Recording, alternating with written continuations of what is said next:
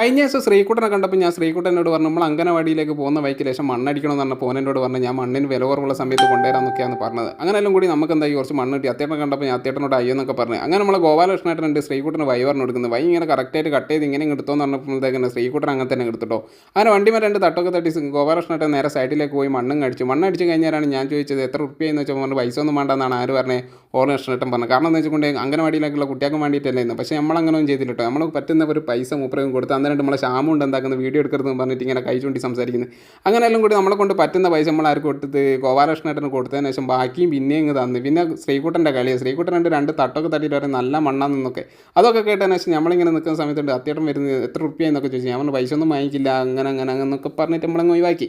പിന്നെ നമ്മളെ P T ഉഷേൻ്റെ പോൻ്റെ അടുത്ത് റോഡ് വരുന്നുണ്ട്, അവിടെ കുറച്ച് മണ്ണടിക്കണമെന്ന് ആര് പറയുന്നത് നമ്മൾ ബാവൂട്ടൻ പറയുന്നത്. അങ്ങനെയെല്ലാം കൂടിയും ശ്രീകുട്ടൻ പറഞ്ഞു നമുക്ക് അടിക്കാമെന്നൊക്കെ പറഞ്ഞിട്ട് വണ്ടി എടുത്തിട്ട് ശ്രീകുട്ടൻ ഇങ്ങ് പോയി. അപ്പോൾ ഫോളോ ചെയ്യാൻ മറക്കണ്ട. ആയിക്കോട്ടെ.